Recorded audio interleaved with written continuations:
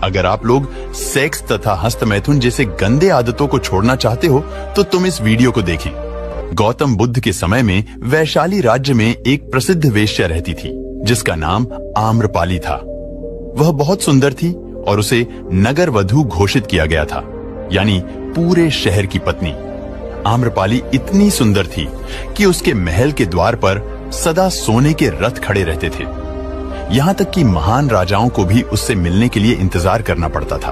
वह केवल एक वेश्या थी, लेकिन वह इतनी अमीर हो गई थी कि वह राज्य खरीद सकती थी। आम्रपाली का शरीर जितना सुंदर था, उससे कहीं अधिक सुंदर उसकी आत्मा थी, जो सच्चे प्यार के लिए तरसती थी। क्योंकि आम्रपाली खुद से वेश्या नहीं बनी थी, उसे जबरदस्ती राजा ने वेश्या बनाया था।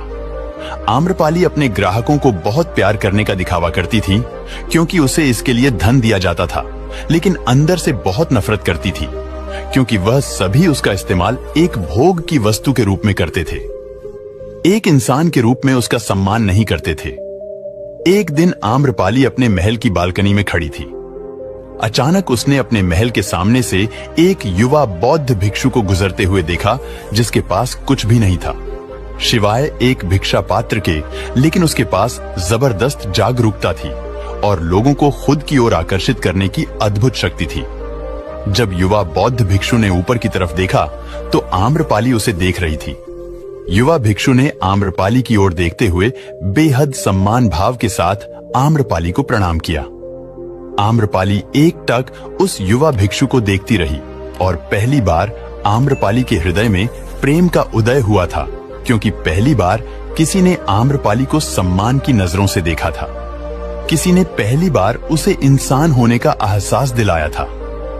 आम्रपाली तुरंत सीढ़ियों से नीचे उतरी और बाहर आकर उस युवा बौद्ध भिक्षु के पैर छुए और कहा, भिक्षु जी, कृपया आज के दिन आप मेरे मेहमान बने और मेरे महल में चलकर भोजन स्वीकार करें।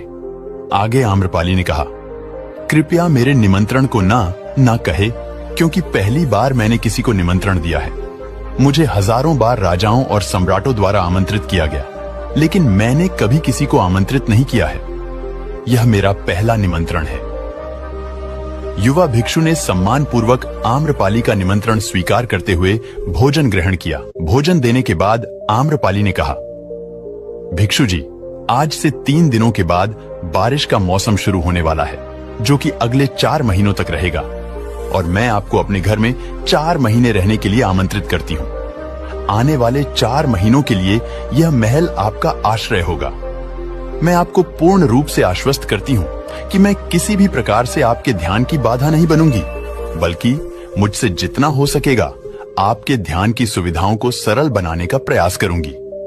दरअसल बौद्ध भिक्षु साल के 8 महीने गांव-गांव घूमकर बौद्ध धर्म का प्रचार करते हैं और 4 महीने वहां एक ही स्थान पर रहते हैं, जहां उन्हें आश्रय मिल जाता है।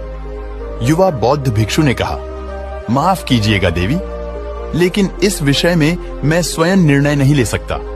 मैं आपके प्रस्ताव के विषय में बुद्ध से पूछूंगा। अगर वह मुझे अनुमति देंगे तो मैं आपके महल में आश्रय अवश्य ग्रहण करूंगा। इतना कहकर वह बौद्ध भिक्षु वहां से चला गया। इससे पहले कि वह युवा भिक्षु बुद्ध के पास पहुंचता और आम्रपाली के प्रस्ताव के बारे में कुछ बताता, उससे पहले वहां पर मौजूद अन्य भिक्षु बुद्ध के पास पहुंच गए और बुद्ध से कहा, बुद्ध, आप उसी युवा भिक्षु को रोकिएगा। आम्रपाली ने उसे 4 महीने रहने के लिए अपने घर बुलाया। आम्रपाली एक वेश्या है और एक भिक्षु एक वेश्या के घर में 4 महीने रहे, यह सही नहीं है। इससे हमारे संघ में गलत संदेश जाएगा। बुद्ध ने कहा, कृपया आप लोग शांत हो जाए और उस भिक्षु के आने की प्रतीक्षा करें। थोड़ी देर बाद वह युवा भिक्षु बुद्ध के पास आया। बुद्ध के पैर छुए और उन्हें पूरी कहानी सुनाते हुए कहा, बुद्ध नगर की एक आम्रपाली नाम की महिला ने मुझे बारिश के 4 महीने अपने घर पर रहने के लिए आमंत्रित किया है। मैंने उसके निमंत्रण का अभी कोई जवाब नहीं दिया। मैंने उससे कहा है कि अगर आप मुझे उसके घर रहने की आज्ञा देंगे, तभी मैं उसके घर पर रहने के लिए आऊंगा। अतः बुद्ध, आप जो कहेंगे मैं वही करूंगा। उस युवा भिक्षु ने आम्रपाली के विषय में वेश्या शब्द का प्रयोग न करते हुए केवल महिला शब्द का प्रयोग किया। बुद्ध ने उस युवा भिक्षु की आंखों में देखा और कहा, तुम रह सकते हो।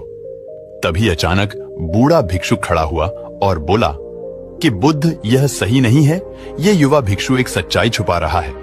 इसका कहना है कि एक आम्रपाली नाम की महिला ने अपने घर पर रहने के लिए आमंत्रित किया है, लेकिन वह एक महिला नहीं है, वह एक वेश्या है। बुद्ध ने कहा, मैं जानता हूं, और क्योंकि इसने वेश्या शब्द का प्रयोग नहीं किया, इसका अर्थ है इसके मन में उसके लिए सम्मान का भाव है, इसलिए मैं इसको वहां रहने की अनुमति दे रहा हूं।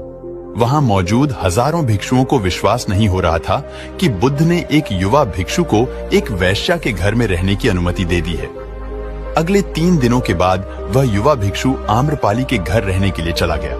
उसके जाते ही वहां पर उपस्थित अन्य भिक्षु उसके विषय में तरह तरह की बातें बनाने लगे। बुद्ध ने सभी को शांत करते हुए कहा, मुझे मेरे भिक्षु पर विश्वास है।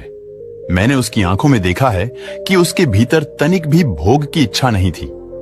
अगर उस भिक्षु का ध्यान गहरा रहा है तो आम्रपाली के हृदय को परिवर्तित कर देगा, और अगर भिक्षु का ध्यान गहरा नहीं है तो आम्रपाली अपने शारीरिक आकर्षण से भिक्षु को परिवर्तित कर देगी। ये एक प्रश्न है, ध्यान और शारीरिक आकर्षण के मध्य, जिसका उत्तर हमें 4 माह के बाद मिलेगा।